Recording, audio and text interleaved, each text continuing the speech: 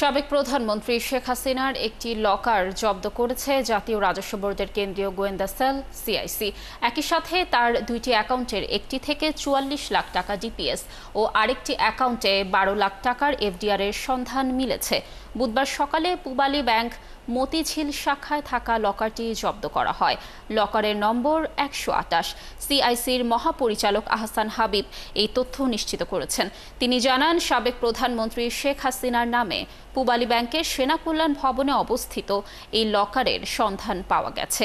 এই লকারের দুটি চাবির মধ্যে একটি শেখ হাসিনার কাছে রয়েছে বলেও জানান তিনি। ভিতরে কি আছে এটা যদি আপনার দেখতে হয়, মানে ভিতরে কি আছে যদি খুলে দেখতে হয়, এই সংক্রান্ত কোনো নির্দেশনা ব্যাংক কোম্পানি আইনে নাই।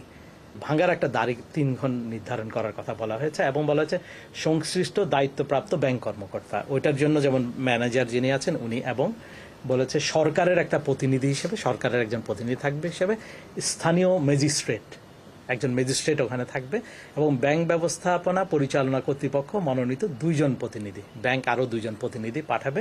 এটা মোটামুটি আমরা একটা নির্দেশনা বাংলাদেশ ব্যাংক জারি করেনি, এটা জেনারেল নর্মস হিসেবে এটা করার জন্য বলা হয়েছে। হ্যাঁ, অবশ্যই এটা হচ্ছে যেমন এখন কোনো কিছু যদি হয় তাহলে আদালতের নির্দেশনা লাগবে। ব্যাংক কোম্পানি আইনে সরাসরি বলা নেই, এখানে কোনো কিছুই না হলে কি করবে সেটা আর বলা নেই। সেটা হচ্ছে মানে প্রচলিত আইনে যেটা হয় সেটা করেন। প্রচলিত আইনে এটা হচ্ছে কোনো একটা জিনিস যদি করতে হয় একজন ম্যাজিস্ট্রেটকে সামনে নিয়েই করতে হয়।